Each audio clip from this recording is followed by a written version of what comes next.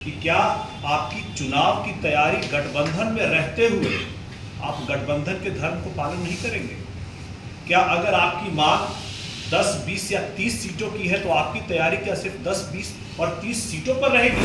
और आपकी तैयारी तो पूरे के पूरे 243 सीटों पर होनी चाहिए। जैसे प्रधानमंत्री नरेंद्र मोदी जी ने चुनाव के वक्त कहा था कि मेरी तैयारी, और नरेंद्र मोदी जी पूरे के पूरे 543 सीटों पर चुनाव लड़ेंगे। उसी तरह से मेरे नेता ने भी कहा है, चिराग पासवान जी ने कहा है कि मेरी तैयारी और मैं चुनाव पूरे 243 सीटों पर लड़ूंगा। 5 में हमारे संस्थापक स्वर्गीय रामविलास पासवान जी ने उस वक्त कहा था, जो लोग आज अपने आप को MY समीकरण के नेता कहते हैं, उस समय कहा था कि मैं, अगर आप किसी मुस्लिम को आप मुख्यमंत्री बनाएंगे बिहार का, तो मैं पूरे के पूरे 29 विधायक का समर्थन देने के लिए तैयार हूं।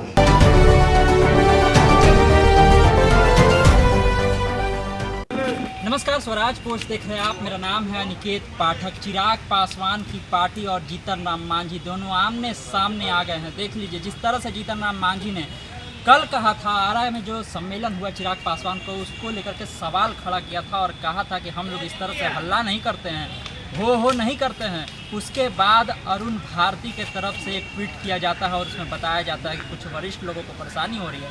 आज जब अरुण भारती से पूछा गया तो उन्होंने साफ साफ कह दिया है जीतन राम मांझी को लेकर के कि हम जो है किसी भी पार्टी के राष्ट्रीय अध्यक्ष की बात मानते हैं, कौन मंत्री, कौन केंद्रीय मंत्री, ये सब का बात हम नहीं मानते हैं। तो बड़ी बात जो है कह दी गई है अरुण भारती के तरफ से। चिराग पासवान के जीजा हैं और साथ ही साथ जमुई से सांसद भी है। बहुत सारी बात जीतन राम मांझी को लेकर के कह रहे हैं। तो साफ तौर से जो है एनडीए में एक टकराव की स्थिति जो है दिख रही है दो घटक दल के बीच में, हिंदुस्तानी आवाम मोर्चा और लोक जनशक्ति पार्टी रामविलास के बीच में। और भी बहुत सारी बातें कह रहे हैं। क्या दलितों को अपने साथ एकजुट करने के लिए दोनों के बीच में इस तरह की लड़ाई चल रही है? इस पर जब सवाल किया गया तो उसको लेकर के भी सीधे अंदाज में बहुत कुछ अरुण भारती कह रहे हैं। क्या कुछ कह रहे हैं, सबसे पहले आप वो सुन लीजिए।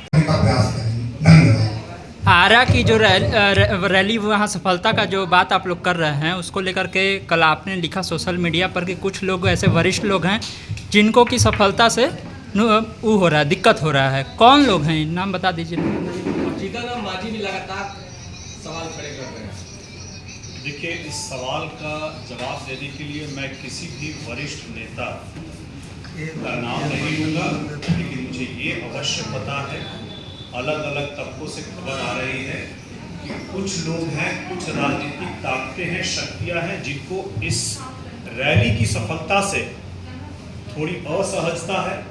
इस रैली की सफलता से उन लोगों को इस बात की आशंका है कि चिराग पासवान जी, जो पूरे बिहार को साथ में लेकर के चलना चाहते हैं, उनसे आगे निकल रहे हैं। हमारी पार्टी, हमारे नेता अपने एजेंडा पर, गठबंधन के एजेंडे पर आगे बढ़ रहे हैं और उसको लेकर के हम लोग आगे भी अपनी पार्टी के कार्यक्रमों के हिसाब से बिहार के लोगों के समृद्धि और विकास के लिए बात करते रहेंगे। ऐसे जो भी लोग ऐसी आशंका रखते हैं, वो लोग आने वाले चुनावों में भी अपनी कुछ सीटों पर अपनी दावेदारी देखते हैं। तो क्या मेरा सीधा प्रश्न उनसे ये होगा कि क्या आपकी चुनाव की तैयारी गठबंधन में रहते हुए आप गठबंधन के धर्म को पालन नहीं करेंगे? क्या अगर आपकी मांग 10, 20 या 30 सीटों की है तो आपकी तैयारी क्या सिर्फ 10, 20 और 30 सीटों पर रहेगी? आप खुद को गठबंधन के बड़े नेता कहते हैं और आपकी तैयारी तो पूरे के पूरे 243 सीटों पर होनी चाहिए। जैसे प्रधानमंत्री नरेंद्र मोदी जी ने चुनाव के वक्त कहा था कि मेरी तैयारी, और नरेंद्र मोदी जी पूरे के पूरे 543 सीटों पर चुनाव लड़ेंगे। उसी तरह से मेरे नेता ने भी कहा है, चिराग पासवान जी ने कहा है कि मेरी तैयारी और मैं चुनाव पूरे 243 सीटों पर लड़ूंगा। तो क्या गठबंधन के बाकी जो वरिष्ठ नेता हैं, जो ऐसे सवाल खड़ा कर रहे हैं, जिनको असहजता हो रही है, क्या अपनी सीमित सीटों पर ही अपनी चुनाव की तैयारी रखे हुए हैं? क्या गठबंधन के सहयोगियों को हराने का लक्ष्य लेके चल रहे हैं? नाम लेने से क्यों बच रहे हैं? क्या गठबंधन के सहयोगियों को जिताने का प्रयास वो नहीं करेंगे? मुझे लगता है आप पत्रकार लोग इतने जीनियस हैं, विद्वत लोग हैं, कुछ सवालों का जवाब मैं आपके बुद्धि और विवेक पर छोड़ता हूँ। अगला सवाल। जीतन राम मांझी ने भी स्पष्ट कहा है कि आप सीट बढ़ाकर मांगने के लिए इस तरह का कार्य कर रहे हैं, भीड़ बुला रहे हैं और एक ही गाड़ियों को 3 बार करके शूट करवा रहे हैं। देखिए, किसी भी दल के मंत्री, विधायक और नेता क्या कहते हैं उससे बहुत फर्क नहीं पड़ता। उस पार्टी का राष्ट्रीय अध्यक्ष क्या कहते हैं ये पत्थर की लकीर मानी जाएगी। और उस पार्टी के राष्ट्रीय अध्यक्ष संतोष कुमार सुमन जी का जो बयान कल भी आया है कि हम लोग गठबंधन के मजबूत, हम पांचों के पांचों दल एनडीए गठबंधन के मजबूत सहयोगी हैं और सभी का लक्ष्य गठबंधन में अपने खुद के दल के जो नेता होंगे जो चुनाव लड़ेंगे और गठबंधन के सहयोगियों को जिताने का प्रयास करेंगे, उनकी लाइन को हम पत्थर की लकीर मानते हैं। किसी भी विधायक, मंत्री या केंद्रीय मंत्री की लाइन को फिर हम अहमियत उस पार्टी के राष्ट्रीय अध्यक्ष के बयान के सामने नहीं देते। एक इसके साथ है, जीतन राम मांझी ने ऐलान किया है कि वक्त आने पर बता देंगे। आपके सवाल का मैं जवाब दे चुका हूँ। अरुण जी, कहीं बहुजनों के नेता बनने की होड़ में कहीं ये टकराव तो नहीं हो रही है आप दोनों? देखिए, यहाँ बहुजनों के नेता बनने की होड़ नहीं लगी हुई है। यहाँ पर बहुजन के जो बहुत सारे, आपको पता है कि अभी बिहार में जो सर्वे हुआ था और अभी जातियों का जो भी लेखा जोखा है उसमें बहुत ऐसी जातियां हैं जिनकी संख्या बहुत कम है और विकास के क्रम में अगर कहीं छूट जाती हैं उनको कोई और नहीं पूछता है, जिनको चुनाव के समय बिनटोलिया कहा जाता है।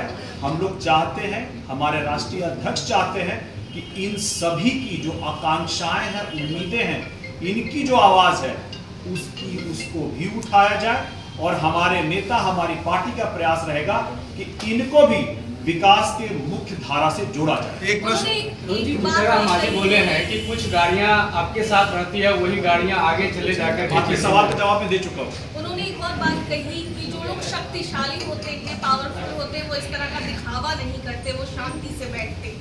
और लगातार उनके तरफ से ये बातें कही जा रही। इससे पहले भी हमने देखा था कि लोक जनशक्ति पार्टी रामविलास और हिंदुस्तानी आवाम मोर्चा के बीच में तकरार देखने को मिली थी, बयानबाजियां देखने को मिली थी। तो क्या कारण है कि बार बार दोनों ही पार्टियों के बीच में ही एनडीए के अंदर इस तरह की तकरार देखने को मिलती है? देखिए, ये कल भी इस बात का मैंने अपने ट्वीट के माध्यम से जवाब दिया था कि जो संघर्षशील समाज होता है उसको हमेशा संघर्ष करना पड़ता है, उसको मेहनत करनी पड़ती है। और जो लोग मजबूत होते हैं वो लोग संघर्षशील समाज का तिरस्कार करके घर में आराम फरमाते हैं। बहरहाल, आपकी इस बात का जवाब इसमें छुपा है जो मैंने पहले दिया कि पार्टी के राष्ट्रीय अध्यक्ष के द्वारा दिए गए बयान को हम लोग पत्थर की लकीर मानेंगे। हम लोग संतोष कुमार सुमन जी, आदरणीय केंद्रीय मंत्री, माननीय केंद्रीय मंत्री संतोष कुमार सुमन जी के जो बयान है राष्ट्रीय अध्यक्ष के तौर पर, उसको पत्थर की लकीर मानेंगे। हम लोग किसी और ने जो वरिष्ठ केंद्रीय मंत्री, विधायक या बिहार में मंत्री जो उन्होंने कोई भी बयान दी है उसको फिर हम अहमियत नहीं देंगे, हम राष्ट्रीय अध्यक्ष के बयान को पकड़ेंगे। भारती जी, चिराग जी कहते हैं बिहार फर्स्ट, बिहारी फर्स्ट, लेकिन अभी अनुसूचित जाति आयोग बना, उसमें चिराग जी के जीजा जी को बना दिया गया, सांसद में भेजना था तो आपको भेजा गया। तो विपक्ष आरोप लगा रहा है कि चिराग जी के लिए परिवार फर्स्ट हो गया है। देखिए, आरोप वो लगा रहे हैं जिनके पिता, जिनकी माता जी, जिनके खुद के भाई, जिनकी बहन, एक और बहन, एक और भाई, एक और बहन, सभी लोग या तो सांसद हैं, विधायक हैं और या बनने की उम्मीद और आकांक्षा रखते हैं। आप ये बताइए कि इस मेरिट का जो एक विवाद बखेड़ा हर बार खड़ा किया जाता है, इसकी कोई तो परिभाषा होगी। अगर जिसने पार्टी के लिए पिछले 20 से अधिक वर्षों से अपना कीमती समय दिया है, क्या ये पार्टी का दायित्व नहीं बनता है कि उसको इस बात के लिए उसका सम्मान करते हुए उसको कभी न कभी किसी संवैधानिक पद पर भेजा जाए? आप ये बताइए कि जब नेता प्रतिपक्ष पहली बार चुनाव लड़े थे तो उनकी उम्र क्या थी और पार्टी के लिए उन्होंने क्या कार्य किया था? आप जिसके बारे में सवाल कर रहे हैं, उन्होंने पार्टी के लिए अपने जीवन के बहुमूल्य 20 साल से अधिक वक्त दिए हैं।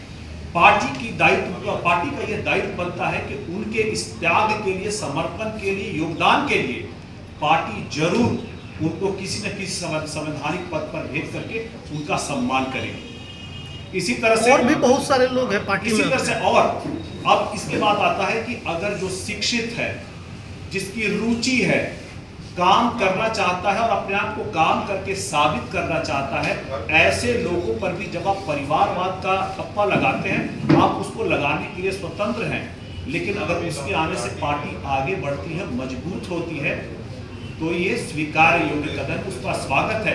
वहां नहीं जहां आप 9वीं फेल होते हुए भी बार बार सिर्फ और सिर्फ मुख्यमंत्री पद के लिए दावेदार होते हैं और आप दलित की बात करते हुए अपनी पार्टी से किसी भी दलित को सीएम का उम्मीदवार बनाने के लिए तैयार नहीं है। मैं आज दावे के साथ कहता हूं, हमारी पार्टी जब सही समय आएगा, चाहे वो दलित समाज से हो, चाहे वो बहुजन समाज से हो, जो भी लोग उसके उपयुक्त होंगे, उसको मुख्यमंत्री पद के लिए हम लोग उसका दावेदार बनाएंगे। और यही नहीं, आपको मैं बता दूं कि 2005 में हमारे संस्थापक स्वर्गीय रामविलास पासवान जी ने उस वक्त कहा था, जो लोग आज अपने आप को MY समीकरण के नेता कहते हैं, उस समय कहा था कि मैं, अगर आप किसी मुस्लिम को आप मुख्यमंत्री बनाएंगे बिहार का, तो मैं पूरे के पूरे 29 विधायक का समर्थन देने के लिए तैयार हूं। और इसके लिए उनकी पार्टी को तोड़ करके फिर सरकार बनाई गई थी। इसीलिए जहां पर आप परिवारवाद का आरोप लगाते हैं, साथ ही साथ आप याद रखें कि 4 उंगलियां आपकी तरफ भी होती हैं। अरुण जी, एक आखिरी सवाल, अरुण जी, चिराग पार्टी पे आरोप लग रहा है कि संभवी चौधरी और राजेश वर्मा ने पैसे से टिकट खरीदे थे। आप ही के घटक दलों के नेता ने ये आरोप लगाया है। जिसने भी आरोप लगाया है, उनके पास ये पूरा अधिकार है कि चले जाए किसी भी जांच एजेंसी से, स्वतंत्र जांच एजेंसी से इसकी जांच करा ले। इस बात की चर्चा बार बार होती है, लेकिन कोई भी साक्ष्य कभी दिया नहीं जाता है। बार बार आरोप लगाए जाते हैं, लेकिन इसकी आगे की जांच के बारे में, इसके आगे की क्या बोलते हैं, सबूत देने की जो बात होती है, इस बारे में कभी भी कोई बात नहीं करता है। शूट और स्कूट ये आम आदमी पार्टी के लोग जो दिल्ली में करते थे, विपक्ष भी यहां कर रहा है। आरोप लगाते हैं और पतली गली से भाग जाते हैं। ये कार्य नहीं होना चाहिए। अगर आप आरोप लगा रहे हैं तो आपके पास सबूत भी होना चाहिए। आपके लिए जांच एजेंसियां, आपके लिए प्रशासन और आपके लिए न्यायालय का दरवाजा खुला हुआ है।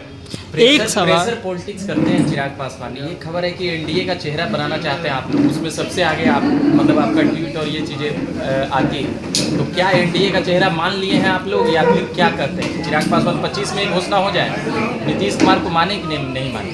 गठबंधन न्यूनतम साझा कार्यक्रम के तहत होता है। पार्टियों का देश का अपना खुद का विचारधारा, मैनिफेस्टो जो होता है वो अलग होता है, और हमारी पार्टी अपने विचारधारा पर, अपने कार्यक्रमों पर आगे कार्यक्रम करने के लिए स्वतंत्र है। तो एनडीए की बैठक में आप जाते हैं तो वहाँ उठा दीजिए ये मांगे और बातें, मंच से उठाते हैं, आ रहा है इधर कैसे उधर, नहीं पता कि वहाँ नहीं उठाते हैं? उठाते हैं। आपको बता के किया जाता साहब, रहने दीजिए। राजू जी, कल मोदी जी आ रहे हैं सिवान में, आप लोग कितनी तैयार है उसके लिए? सिवान में आप लोग? नहीं, मोदी जी देखिए, हम लोग पूरी तरह से तैयार है। तो सुना है आपने किस तरह से अरुण भारती ने 2 टूक में जीतन राम मांझी को जवाब दे दिया है और साफ कह दिया है कि उनके पार्टी के राष्ट्रीय अध्यक्ष जो बात बोलेंगे उसी का हम नोटिस लेंगे, बाकी कोई भी क्या बोलता है उसका हम नोटिस नहीं लेते हैं। बहुत बड़ा बयान दे दिया है। तो इसी तरह आप स्वराजपुर से जुड़े रहिए, तमाम अपडेट हम आपको इसी तरह देते रहेंगे। यूट्यूब पर देखें, चैनल को सब्सक्राइब कर लीजिए, फेसबुक देखें, फेसबुक को लाइक कर लीजिए। धन्यवाद, नमस्कार।